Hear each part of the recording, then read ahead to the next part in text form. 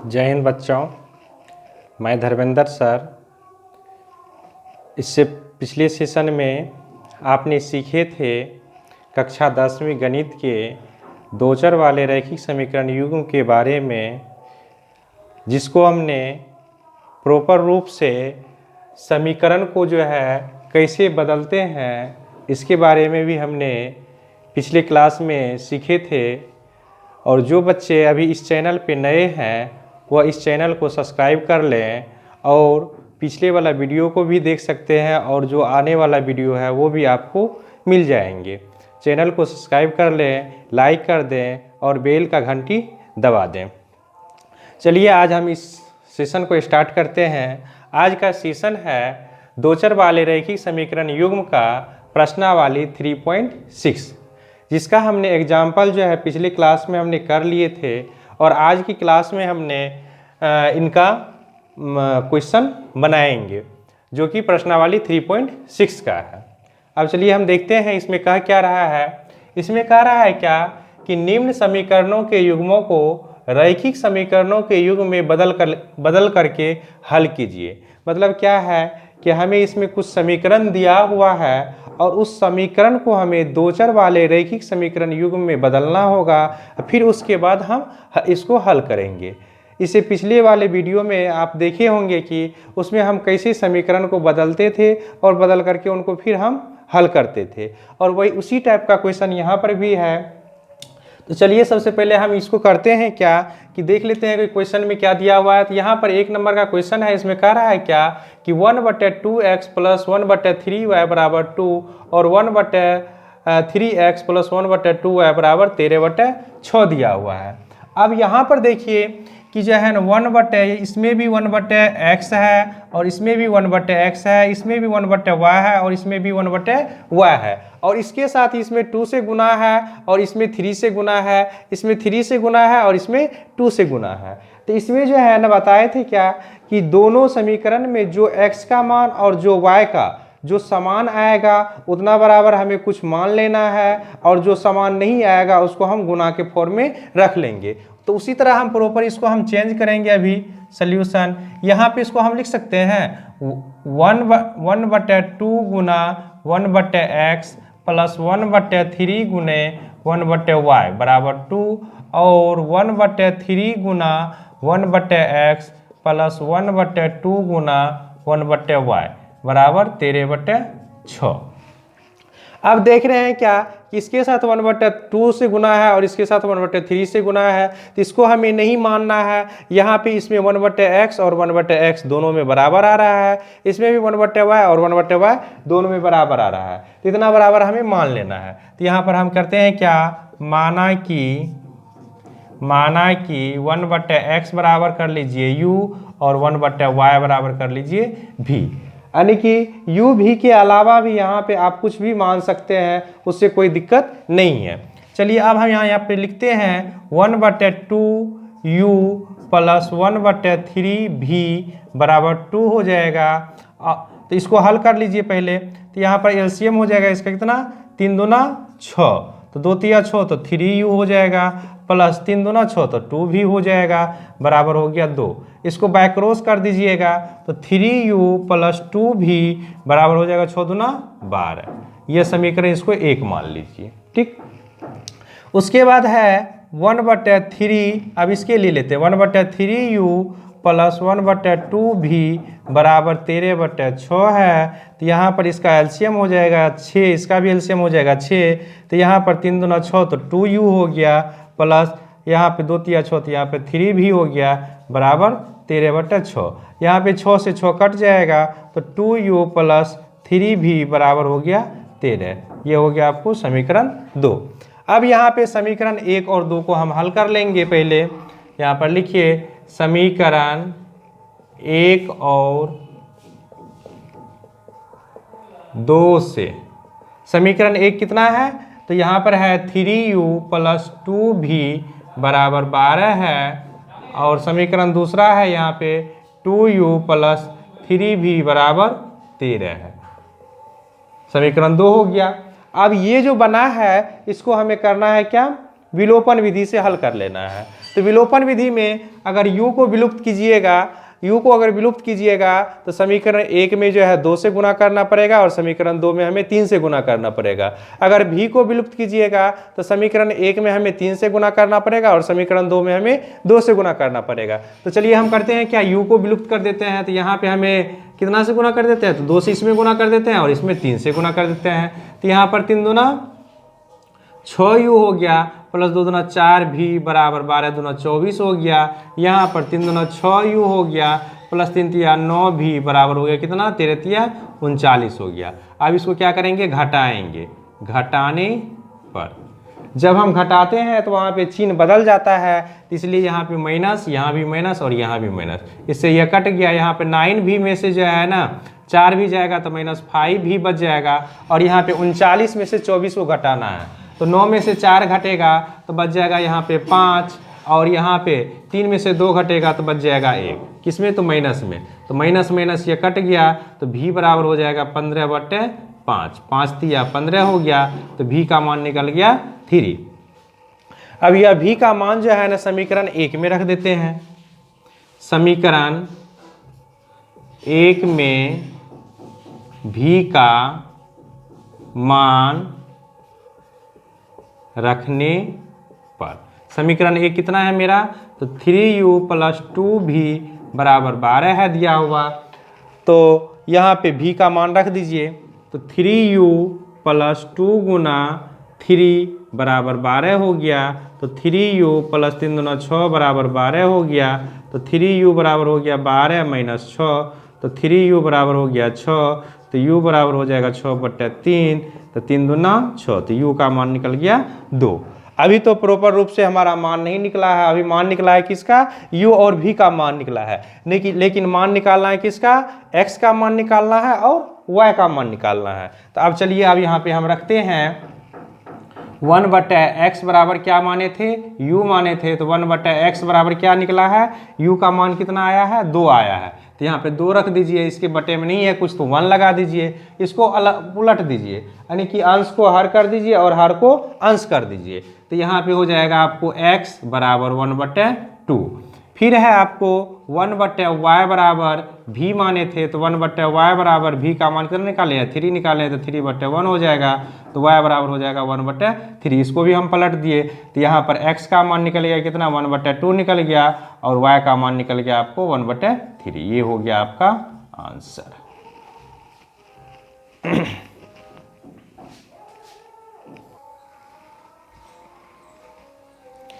चलिए इसका नेक्स्ट सवाल है। अब इस सवाल में देखिए क्या है कि यहाँ पे 2/√x दिया हुआ है और यहाँ पे 4/√x दिया हुआ है, यहाँ पर 3/√y दिया है और यहाँ पे 9/√y दिया हुआ है। तो यहाँ पर हम क्या करेंगे, 2/√x बराबर हमें मान लेना है u, 3/√y बराबर मान लेना है v। अब क्यों मानेंगे, तो हम इसको देखिए कर लेते हैं एक जैसा। तो यहाँ पे 2/√x + 3/√y बराबर 2 हो गया और यहाँ पे 2 गुने 2/√x इसको लिख सकते हैं, -3 गुने 3/√y लिख सकते हैं बराबर -1, क्योंकि इससे पहले आपको बता दिए थे कि जो है ना x के साथ हम चर वाले को भी जो है ना अगर समान आएगा तो चर वाले मान को भी जो है ना हम मान सकते हैं। तो यहाँ पे दोनों जो है ना प्रॉपर रूप से यह मिल रहा है, तो यहाँ पर हम इसको मान लेते हैं। तो यहाँ पर लिखते हैं माना कि 2/√x बराबर u और 3/√y बराबर हो गया v। चलिए अब रखिए मान यहाँ पे, तो u + v बराबर हो जाएगा 2, समीकरण 1 हो गया। यहाँ पे 2u - 3v बराबर हो गया -1, समीकरण ये हो गया कितना, 2 हो गया। अब यहाँ पर देख रहे हैं क्या कि जो है ना अगर हम v को विलुप्त करेंगे, अगर v को विलुप्त कीजिएगा तो यहाँ पे आपको चिन्ह नहीं बदलना पड़ेगा, लेकिन इसमें 3 से गुना करना पड़ेगा। लेकिन अगर u को विलुप्त कीजिएगा तो इसमें आपको 2 से गुना करना पड़ेगा समीकरण 1 में और यहाँ पे चिन्ह भी बदलना पड़ेगा। तो ऐसा हम करते हैं कि हमें एक ही काम करना पड़े, हम क्या करते हैं v को ही विलुप्त कर देते हैं। तो यहाँ पे 3 से गुना कर देते हैं और यहाँ पे 1 से गुना कर देते हैं, क्योंकि इसमें हमारा समय जो है ना बच जाता है, क्योंकि अगर हम v को विलुप्त करते हैं तो यहाँ पे हमें चिन्ह नहीं बदलना पड़ेगा। तो यहाँ पे 3 से गुना कीजिएगा तो 3u प्लस 3v बराबर 3 दूना 6 हो गया, 2u माइनस 3v बराबर -1 हो गया। अब यहाँ क्या करेंगे, हम जोड़ेंगे, जोड़ने पर तो जोड़ने में तो चिन्ह बदलता नहीं है, तो यहाँ पर 3u से 3v से 3v कट जाएगा, यहाँ पर हो जाएगा 3 दूनी 5u बराबर हो जाएगा कितना 5 हो जाएगा, तो u बराबर हो जाएगा 5/5, 5 से 5 कट गया 1 हो गया, तो u बराबर निकल गया कितना मान 1 निकल गया। अब यहाँ पर लिखेंगे समीकरण 1 में किसका मान, u का मान रखने पर। समीकरण 1 कितना है मेरा, समीकरण 1 है आपको u प्लस v बराबर 2, तो u का मान कितना निकाले हैं 1 प्लस v बराबर 2, तो v बराबर क्या हो जाएगा 2 - 1, तो v का मान भी कितना निकल गया 1 निकल गया, यानी कि u का मान भी 1 और v का मान भी 1। अब निकालना है किसका मान, हमें x और y का मान निकालना है। तो चलिए अब देखते हैं क्या माने थे हम, 2/√x बराबर माने थे हम u, तो 2/√x बराबर क्या हो जाएगा 1 हो जाएगा, तो यहाँ पे 2 बराबर हो गया कितना √x, बाय क्रॉस कर दीजिएगा, गुना कीजिएगा तो 1 से रूट को गुना कीजिएगा √x को, तो √x हो जाएगा। अब यहाँ पर क्या कीजिए, दोनों तरफ वर्ग कर दीजिए, दोनों तरफ वर्ग करने पर, दोनों तरफ वर्ग करने पर, तो 2 का वर्ग कर दीजिए और √x का वर्ग कर दीजिए। अब कहिएगा वर्ग हम क्यों किए हैं, तो वर्ग इसलिए किए हैं क्योंकि हमें रूट को हटाना है। तो यहाँ पे 4 बराबर हो जाएगा x, तो x बराबर निकल गया 4। इसी तरह जो है ना, हमें किसका निकालना है, y का भी मान निकालना है, तो 3/√y बराबर है कितना v है, तो 3/√y बराबर कितना मान निकाले हैं v का 1 निकाले हैं, तो 3 बराबर हो जाएगा √y हो जाएगा। यहाँ पर भी दोनों तरफ वर्ग कर दीजिए, दोनों तरफ वर्ग करने पर, तो यहाँ पर 3 का वर्ग बराबर √y का वर्ग कर दीजिए, तो यहाँ पर 3 × 9 हो गया और y हो गया, तो y बराबर कितना निकल गया 9 निकल गया, यानी कि x बराबर निकल गया 4 और y बराबर कितना निकल गया 9 निकल गया। ये हो गया आपका आंसर। इसको नोट डाउन कीजिए, फिर नेक्स्ट सवाल करते हैं।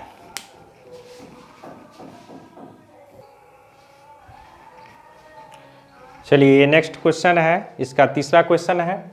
चलिए अब इसमें देखते हैं क्या कि 4/x प्लस 3y बराबर 14 दिया हुआ है और 3/x माइनस 4y बराबर 23 दिया हुआ है। अब इसमें देख रहे हैं y तो दोनों जो है ना अलग अलग है, या तो यानी कि रैखिक समीकरण युग्म के फॉर्म में ये दिया हुआ ही है, बशर्ते हमें यहाँ पे 1/x दे दिया है, यहाँ भी 1/x दे दिया है, तो हमें 1/x को मान लेना है। इसको मानने से पहले हम यहाँ पे इसको लिख देते हैं 4 गुना 1/x प्लस 3y बराबर 14 और 3 गुना 1/x माइनस 4y बराबर 23। अब जाकर के दिक्कत नहीं होगा आप लोगों को। अब यहाँ पे इसको कर देते हैं हम, माना कि 1/x बराबर u, 1/x का को ही सिर्फ मानना है, क्योंकि y तो वह ये है, यानी कि 2 चर वाले रैखिक समीकरण के फॉर्म में y तो मेरा है ही, तो सिर्फ हमें किसको मानना है 1/x को मानना है। चलिए अब हम इसको हल कर लेते हैं। यहाँ पे 4u प्लस 3y बराबर हो जाएगा 14, इसको समीकरण 1 कर दीजिए, 3u माइनस 4y बराबर हो जाएगा 23। यह हो गया आपको समीकरण 2 हो गया। अब इसमें अगर आप u को काटिएगा, अगर u को विलुप्त कीजिएगा तो समीकरण 1 को जो है ना 3 से गुना करना पड़ेगा और समीकरण 2 को आपको 4 से गुना करना पड़ेगा। लेकिन अगर y को काटिएगा, y को विलुप्त कीजिएगा तो समीकरण 1 को आपको जो है ना 4 से गुना करना पड़ेगा और समीकरण 2 को आपको 3 से गुना करना पड़ेगा। गुना तो दोनों समीकरण में हमें समान ही करना पड़ता है, लेकिन एक बेनिफिट हम देख रहे हैं क्या कि अगर हम y को विलुप्त करते हैं तो हमारा क्या होता है, चिन्ह नहीं बदलता है। तो हम करते हैं क्या, y को ही विलुप्त कर देते हैं। तो यहाँ पे इसको कर दीजिए कितना से 4 से गुना और इसको कर दीजिए 3 से गुना। तो 4 से गुना कीजिए तो 4 चौके 16u प्लस 4 तिया 12y बराबर 14 चौके 56 हो जाएगा। 3 से कीजिएगा तो 3 तिया 9u माइनस 3 चौके 12y बराबर 3 तिया 9 3 दूना 6 69 हो गया। अब इसको क्या कीजिए, जोड़ने पर लिख दीजिए, यहाँ पे जोड़ने पर। हम क्या कर रहे हैं, जोड़ रहे हैं, तो 12y से 12y कट जाएगा, यहाँ कितना हो जाएगा 16 9 9 6 15 का 5 हो गया, हासिल बच गया 1 1 1 2 25 u बराबर इधर कितना निकल जाएगा 9 6 15 का 5, हासिल बचेगा 1 6 5 11 1 12, तो u बराबर हो गया कितना 125/25। 25 से 125 को काटिएगा, 5 से काटिएगा तो 25 25 हो जाएगा, 5 से 5 दूना 10, बच जाएगा 2 25 25, फिर 5 से काटिएगा 25 25, तो u का मान कितना निकल गया 5 निकल गया। अब यह मान किस में रख देना है, समीकरण 1 में रख देना है। समीकरण 1 में u का मान रखने पर, समीकरण 1 कितना है मेरा, समीकरण 1 है 4u प्लस 3y बराबर 14, तो 4 गुना 5 प्लस 3y बराबर कितना हो जाएगा 14, यही है ना, 4 गुना 3y बराबर हो गया 14, तो यहाँ पर हो जाएगा कितना 4 5 20 प्लस 3y बराबर हो गया कितना 14 हो गया, तो यहाँ पर 3y बराबर हो जाए कितना 14 माइनस 20, तो 3y बराबर हो जाए कितना -6, तो y बराबर कितना हो जाएगा -6/3, 3 दूना 6, तो y का मान निकल गया कितना -2 निकल गया। अब y का तो निकल गया, अब x का मान निकालना है, तो 1/x बराबर माने थे हम u, तो 1/x बराबर u का मान कितना निकला है 5 निकला है, तो 5/1 हो गया, तो x बराबर क्या हो जाएगा 1/5 हो गया, और y का मान निकल गया हमको 2, तो यहाँ पर लिख दीजिए x बराबर 1/5 और y बराबर -2।